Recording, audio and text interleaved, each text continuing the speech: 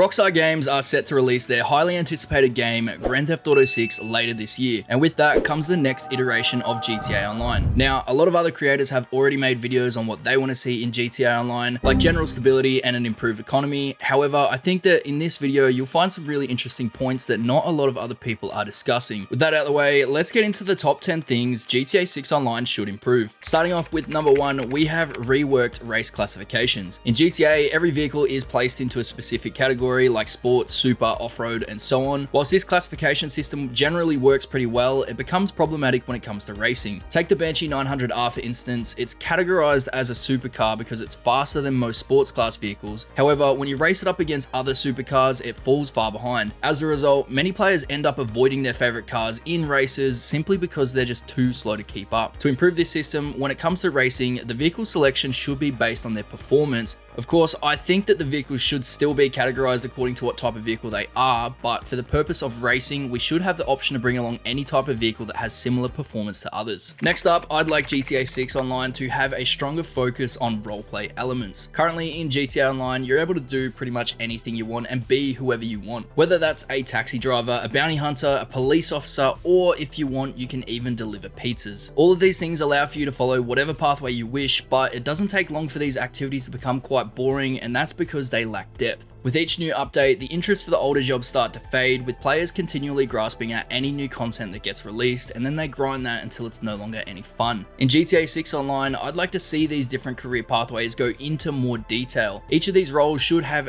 different layers to them, which will give the players a better experience when it comes to roleplay. Now, I'm not saying that GTA 6 Online should become a full-on roleplay experience, but instead I think it should incorporate some elements to make the online world feel much more dynamic, with players getting to choose their own adventure while still sticking to what GTA is actually about. And that brings us to this video's sponsor with Grand Roleplay. Have you ever wanted to create your very own story in Grand Theft Auto 5? Grand Roleplay is a massive and ambitious GTA 5 roleplay server that has been dominating the scene for over 4 years. Unlike those repetitive roleplay servers, Grand RP offers a unique and fully immersive world where you can be whoever you want. Whether that's a fearless gangster, a ruthless businessman, or a dedicated police officer, your story is in your hands. With thousands of active players every day, there's always something happening. The server is packed with exclusive features, including custom mechanics and unique rules that make it stand out from the rest. Plus, when you sign up, you'll unlock exclusive bonuses and rewards to kickstart your journey. And the best part, signing up is completely free and super easy to do. Just use my referral link in the description and join a huge community of players where you can create your own stories and be whoever you want. Simply fill out all the necessary fields and download their launcher. And by using the official link, you'll get access to exclusive bonuses and rewards, giving you a head start when you join one of the best roleplay experiences out there with Grand Roleplay.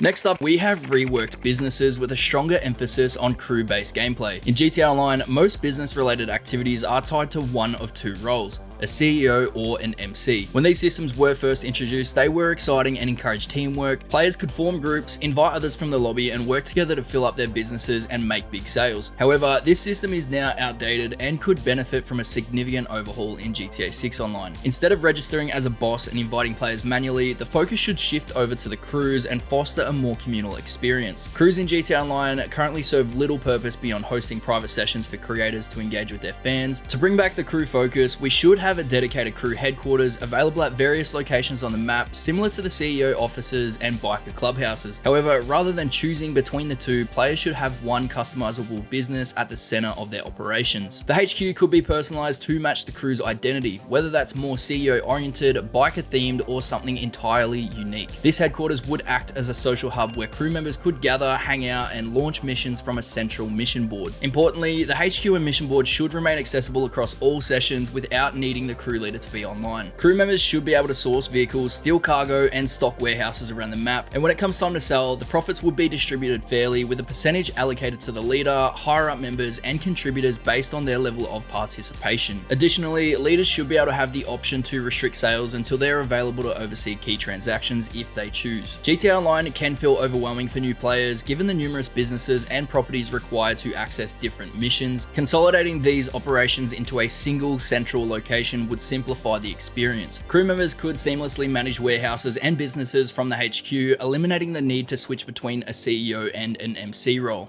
This streamlined system would not only reduce the confusion, but also foster a stronger crew engagement across all sessions. Moving on to something that has become a real big problem in GTA Online, and that is the weaponized and futuristic vehicles. Back when GTA Online first launched, the only way to obtain a jet or a tank was to break into the military base and steal it. Back then, this was seen as a challenge because it wasn't the easiest thing to do. First, there was the trip up to Fort Zancudo. Secondly, if you're not coming in by air, then you had to jump over the fence, and once you were inside, then you had to avoid getting gunned down or blown up by a tank. If you managed to take off in a jet, then you have to worry about being shot down by an enemy jet. On the other hand, if you wanted to steal a tank, then you're either picking it up with a cargo bob or driving it out the gate. Regardless, you're then faced with a massive journey into the city just to cause some mayhem for a little bit before the entire lobby comes together and blows you up. And when that happens, if you want to get in another jet or a tank, then you have to repeat the entire process again. Fast forward to now, if you want a jet or a tank or any other weaponized vehicle, then it's available to you at the click of a button. There are cooldowns in place to minimize griefing, but this doesn't stop players from cycling through different types of vehicles just to continually grief other players. Now, I know I'm not alone in saying this, but there are just way too many weaponized and futuristic vehicles in the game. Firstly, I don't have a problem with some of the militarized vehicles. Having a range of different fighter jets and attack helicopters isn't a bad thing, but on the other hand, having these futuristic vehicles like the Oppressor Mark II and Deluxo make absolutely zero sense for a GTA game, and they're only really used to cause grief on other players. I hope that GTA 6 Online doesn't go down that road of adding these absurd vehicles to the game, but going back to the fighter jets, the attack helicopters, and other militarized vehicles, I think that Rockstar need to make it how it was when GTA Online first launched. We shouldn't be able to easily access these vehicles, we shouldn't be able to own them and spawn them in. Instead, bring back the challenge of breaking into a secure facility like a military base or an aircraft carrier to make it interesting. This will significantly reduce the amount of griefers with overpowered vehicles and actually make it a more rewarding experience if you manage to acquire one of these vehicles. Moving on to the next improvement Rockstar can make is with live events. Rockstar should follow a similar route that Epic Games took with Fortnite and their live events. Now, I know some people might have mixed feelings about this just purely because they hate Fortnite. I don't even play it anymore, but if you put that aside and focus on what the actual idea of live events could look like in GTA 6 Online, then it's actually a pretty cool idea to explore. For instance, Dr. Dre appeared in the Contract DLC, and it was one of, if not the best update that GTA Online ever received. Now, imagine that scaled up from a small recording session to a full-blown limited time concert that we get to attend. Obviously, it's going to be a lot more grounded compared to Fortnite, but it opens up the door for several collabs with other artists, which we know is something Rockstar have been doing a bit more of. This doesn't have to be limited to just concerts though. Imagine being able to attend a variety of different events such as MMA, boxing matches, festivals, racing, or even football games. You could even count natural disasters as a live event. Florida is known for having its fair share of natural disasters, so it wouldn't be too far-fetched to have a newswire post from Rockstar or an in-game broadcast alerting us of an incoming hurricane and a flood warning. This would be a great way to change up the dynamic, forcing road closures because small parts of the map are underwater or damaged. Of course, the impacts that natural disasters have not only in Florida but anywhere in the world are very real, and it could be seen as poor taste if Rockstar decided to flood Vice City during real-life events. Recent example of this is during the LA wildfires. Rockstar were due to release a vehicle called the Firebolt, but delayed doing so out of respect for those impacted by the fires. But going back to what live events in GTA 6 Online could look like, I think it's a really good idea for Rockstar to create their own live events and generate hype within the community. It'll make the world feel much more alive, and it'll keep players coming back for more. And speaking of the community, I think it's about time that Rockstar implements crossplay. For too long, we've been divided as a community, forcing us to pick between either a PlayStation or an Xbox, and essentially leaving some of your friends behind. A lot of big games have crossplay these days, to the point where it's pretty much standard. So Rockstar, if you're listening, please just give us crossplay. Now, I can't mention crossplay without pointing out one of the biggest complaints people have with crossplay, and that is PC players, and especially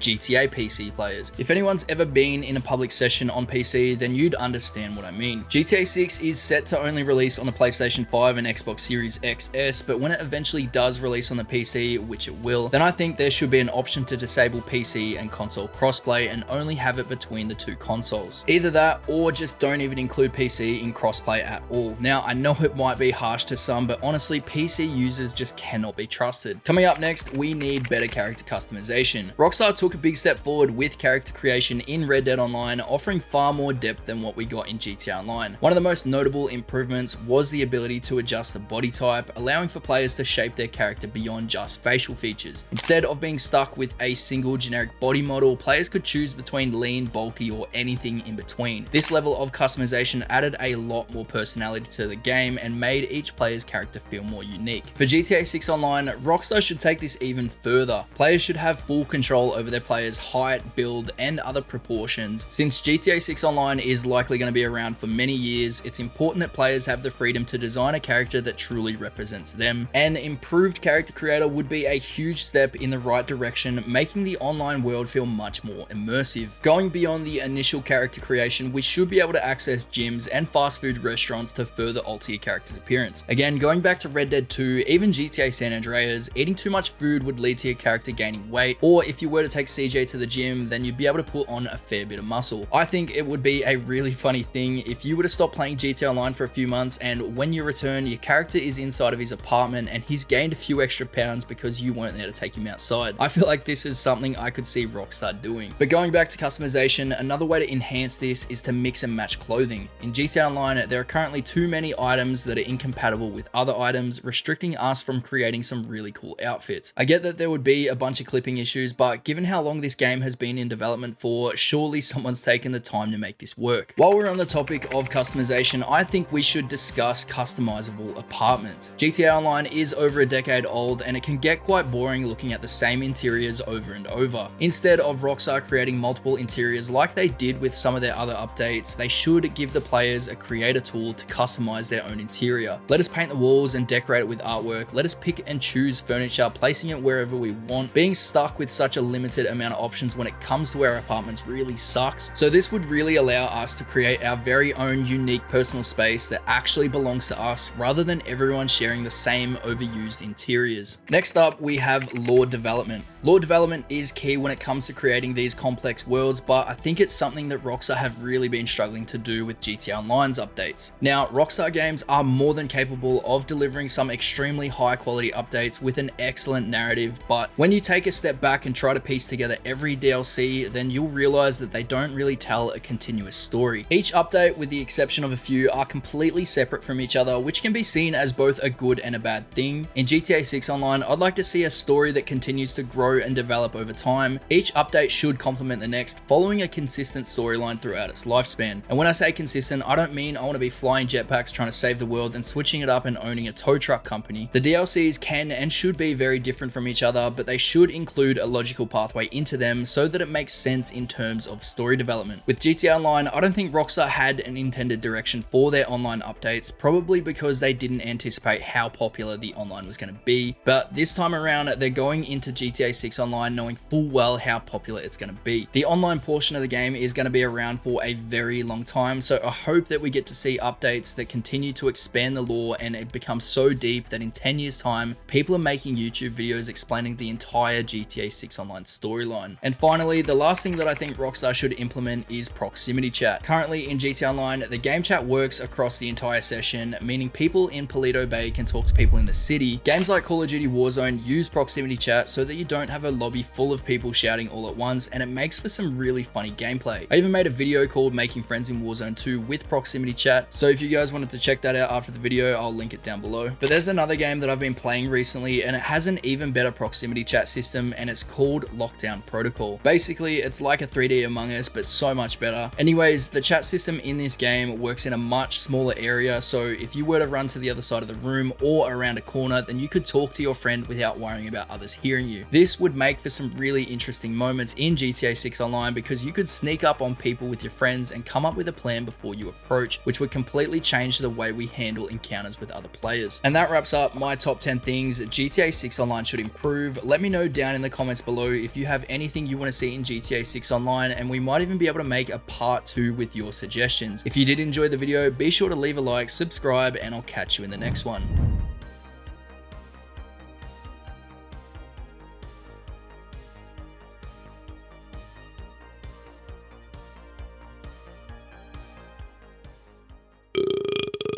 Oh, that was pretty good actually.